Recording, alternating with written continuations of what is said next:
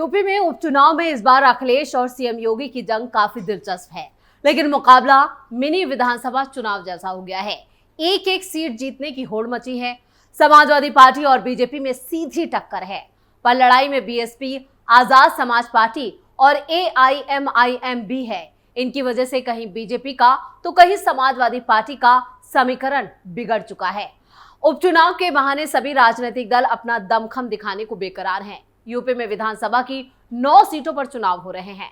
Samajwadi party का कांग्रेस से गठबंधन है, लेकिन कांग्रेस ने इस बार चुनाव न लड़ने का फैसला किया है। 2 साल बाद होने वाले यूपी चुनाव से पहले इस उपचुनाव को फाइनल से पहले नेट प्रैक्टिस माना जा रहा है।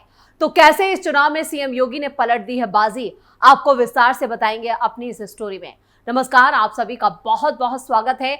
आप देख रहे हैं स्पेशल स्टोरी। मैं हूं परवीन शेख। मुस्लिम वोटों पर छिड़ी महाभारत, अखिलेश ओवैसी आमने सामने, किधर जाएंगे यूपी के मुसलमान।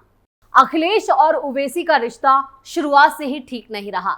जब अखिलेश यूपी के मुख्यमंत्री थे, तब ओवैसी को कभी भी जनसभा करने की परमिशन तक नहीं मिली। अब मुस्लिम वोटों को लेकर दोनों फिर आमने सामने हैं, लेकिन महाराष्ट्र में अखिलेश और ओवैसी के बीच एक सीक्रेट डील हुई है। इस डील से मुस्लिम वोटर्स को साधने की कोशिश की जा रही है। अखिलेश की तरफ से बताया जा रहा है कि मुसलमानों के पास सपा के साथ जाने के अलावा कोई विकल्प नहीं है। वहीं ओवैसी भी यूपी से लेकर महाराष्ट्र तक में अपने पत्ते बिछा चुके हैं। वैसे तो यूपी में उपचुनाव सिर्फ 9 सीटों पर हो रहा है, लेकिन मुकाबला मिनी विधानसभा चुनाव जैसा बन चुका है। एक एक सीट जीतने की होड़ सभी दलों में मची हुई है। समाजवादी पार्टी और बीजेपी में पहले सीधी टक्कर थी, लेकिन यहाँ पर कुछ दलों ने इस मुकाबले को और ज्यादा दिलचस्प बना दिया है। लड़ाई में बीएसपी, आजाद समाज पार्टी और एआईएमआईएम यानी कि ओवैसी की पार्टी की एंट्री ने सभी के समीकरण बिगाड़ दिए हैं। वहीं बीजेपी का तो कहीं समाजवादी पार्टी का भी समीकरण बिगड़ चुका है। उपचुनाव के बहाने सभी राजनीतिक दल अब मैदान में डट चुके हैं। चुनाव प्रचार भी अपने अर्श पर है, लेकिन बाजी कौन जीतेगा ये तो नतीजे तय करेंगे। यूपी उपचुनाव में कांटे की टक्कर। बीजेपी की तरफ से मुख्यमंत्री योगी आदित्यनाथ चुनाव प्रचार का नेतृत्व कर रहे हैं। बटेंगे तो कटेंगे के नारे के साथ वो हिंदुत्व के एजेंडे पर चुनावी मैदान में है। समाजवादी पार्टी की तरफ से पूर्व मुख्यमंत्री अखिलेश यादव चुनाव प्रचार की कमान संभाल चुके हैं। जुड़ेंगे तो जीतेंगे नारे के बहाने एक बार फिर से वो पीडीए के भरोसे हैं। इसी फार्मूले से उन्होंने लोकसभा चुनाव में 37 सीटें जीतने का रिकॉर्ड भी बनाया। आम चुनाव में 0 पर आउट रहने वाली मायावती भी खाता खोलने की उम्मीद में है। चंद्रशेखर रावण भी अपनी पार्टी के विस्तार में जुटे हैं, इसलिए वो भी यहाँ पर चुनावी मैदान में डट चुके हैं। मुस्लिम सीटों पर ओवैसी की नजर। असदुद्दीन ओवैसी की पार्टी यूपी में अब तक कोई बड़ा उलटफेर नहीं कर पाई है। लोकसभा चुनाव में यूपी से उसने दूरी बनाई थी और उनकी पार्टी दूर रही। ओवैसी ने जरूर कुछ सीटों पर चुनाव प्रचार किया था, लेकिन इस बार उनकी पार्टी पूरे दमखम से 3 सीटों पर उपचुनाव लड़ रही है। ये सीटें हैं मुरादाबाद की कुंद्रकी सीट, मुजफ्फरनगर की Meerapur seat, Ghaziabad seat. UP के इन मुस्लिम आबादी वाली सीटों पर ओवैसी की पार्टी किस्मत आजमा रही है। एआईएमआईएम के यूपी अध्यक्ष शौकत अली की माने तो सब कुछ ठीक रहा तो 2 सीटों पर बीजेपी से मुकाबला उनकी ही पार्टी करेगी। इसी फीडबैक के आधार पर ओवैसी ने रैली करने का फैसला किया है। इन दोनों सीटों पर मुस्लिम वोटरों का दबदबा है। अखिलेश यादव तो असदुद्दीन ओवैसी का नाम सार्वजनिक रूप से लेने से भी बचते हैं। दोनों का रिश्ता शुरू से ही 36 का रहा है। ये बात उन दिनों की है जब अखिलेश यादव यूपी के मुख्यमंत्री थे। उनके राज में ओवैसी को कभी भी जनसभा करने की इजाजत तक नहीं मिली। कानून व्यवस्था खराब हो जाने के नाम पर उन्हें हर बार रोक दिया गया और ओवैसी भी कहते रहे कि समाजवादी पार्टी में सारी मलाई यादव बिरादरी के लोग खाते हैं। मुसलमानों का काम तो सिर्फ दरी बिछाने का रहा है। किसके होंगे यूपी के मुस्लिम?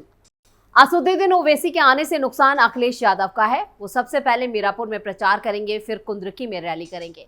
पिछले विधानसभा चुनाव में कुंद्रकी में ओवैसी की पार्टी को करीब 14,000 वोट मिले थे।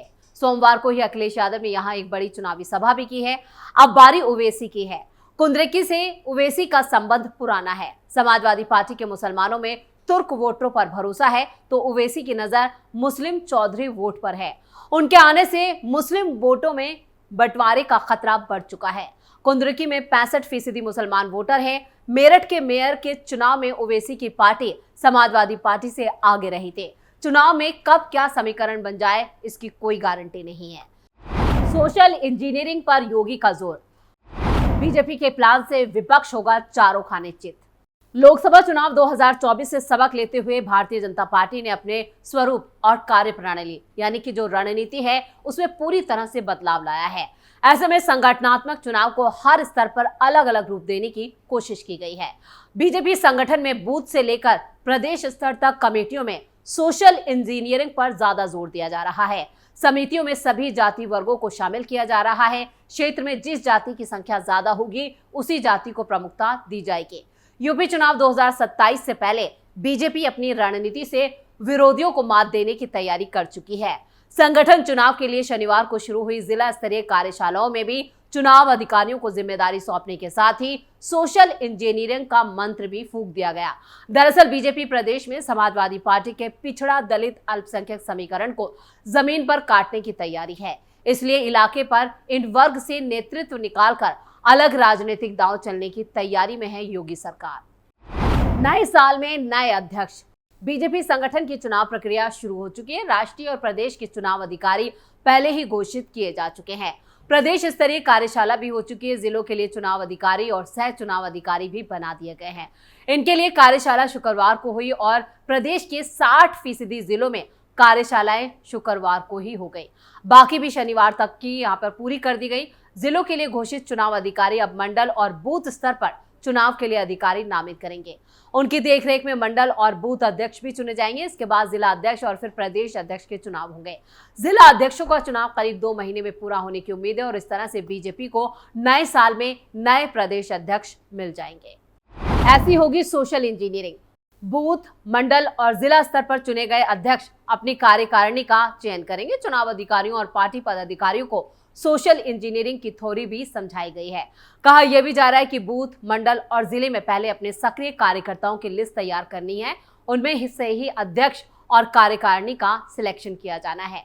इसमें यह भी ध्यान रखा जाएगा कि इलाके में जिस जाति वर्ग के लोग ज्यादा हैं उसी से अध्यक्ष का चुनाव किया जाएगा और उसके बाद दूसरी जातियों को भी यहाँ पर उसमें शामिल किया जाएगा। इसके अलावा जो दूसरे कार्यकर्ता हैं, जो एक्टिव वर्कर्स हैं, उन्हें यहाँ पर पन्ना प्रमुख बनाया जाएगा और इससे सभी वर्गों की पार्टी में सक्रियता और भागीदारी बढ़ जाएगी। महिलाओं की भागीदारी पर जोर।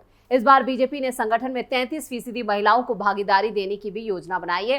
प्रदेश में कुल 1.36 लाख बूथों पर चुनाव होना है और सभी बूथों पर महिलाओं को जिम्मेदारी देने की कवायद की गई है। उसके बाद मंडल और जिला कार्यकारिणी में भी इसका ध्यान रखना होगा। यूपी में 9 नहीं 8 सीटों पर हो सकता है उपचुनाव। विस्फोटक अपडेट आया है सामने। उत्तर प्रदेश में 20 नवंबर को 9 सीटों पर उपचुनाव के लिए वोटिंग होनी है। उपचुनाव को लेकर सभी दल अपनी अपनी तैयारियां जो हैं वो पूरी कर चुके हैं। चुनाव प्रचार काफी तेज है। आपको बता दें कि आने वाले दिनों में ये भी कहा जा रहा है कि यूपी में 9 नहीं 8 सीटों पर भी उपचुनाव के हालात बन सकते हैं। इसकी एक वजह समाजवादी पार्टी के पूर्व विधायक इरफान सोलंकी है। दरअसल इलाहाबाद हाईकोर्ट में इरफान सोलंकी, उनके भाई रिजवान सोलंकी और एक अन्य आरोपी की जमानत अर्जी पर सुनवाई पूरी हो गई है। जस्टिस राजीव गुप्ता और जस्टिस सुरेंद्र सिंह की डिवीजन बेंच ने दोनों पक्षों की दलीलें सुनने के बाद फैसला सुरक्षित रख लिया। हाईकोर्ट का यह महत्वपूर्ण फैसला अगले हफ्ते आने की संभावना है। अगर फैसला सोलंकी के पक्ष में आता है तो उनकी विधानसभा की सदस्यता बहाल हो जाएगी और वो फिर से सीसामऊ में उपचुनाव भी नहीं होगा। इरफान सोलंकी और उनके भाई पर आरोप है कि उन्होंने कानपुर की एक महिला का घर जलाने की साजिश रची थी और इसी मामले में MP MLA स्पेशल कोर्ट ने उन्हें 7 साल की सजा सुनाई थी और इसी सजा को रोकने और जमानत दिए जाने की मांग करते हुए सोलंकी भाइयों ने हाईकोर्ट में अपील दाखिल की थी। वहीं यूपी सरकार ने अदालत से अनुरोध किया है कि इरफान सोलंकी और उनके भाई की 7 साल की सजा को बढ़ाकर उम्र कैद में तब्दील कर दिया जाए। सुप्रीम कोर्ट ने इस मामले को प्राथमिकता देते हुए इलाहाबाद हाईकोर्ट 10 दिनों के भीतर अपील निपटाने का निर्देश दिया था। अगर हाईकोर्ट से इरफान सोलंकी की सजा पर रोक लग जाती है तो इसका सीधा असर उनकी विधानसभा सदस्यता पर पड़ेगा। सजा पर रोक लगने के हालात में उनकी सीसामऊ सीट पर हो रहे उपचुनाव को भी रोक दिया जाएगा। इससे समाजवादी पार्टी को बड़ी राहत मिल सकती है, लेकिन यहाँ पर इसकी सिर्फ आशंका ही व्यक्त की जा रही है। वो तब है जब इरफान सोलंकी के पक्ष में अगर फैसला आता है, यानी अभी तस्वीर पूरी तरह से साफ नहीं है। सभी की नजरें कोर्ट पर टिकी हुई हैं। इसी के साथ स्पेशल स्टोरी में इतना ही। वीडियो कैसा लगा कमेंट करके अपनी राय जरूर दें। वीडियो को लाइक करें, शेयर करें और कैपिटल टीवी को सब्सक्राइब जरूर करें। नमस्कार।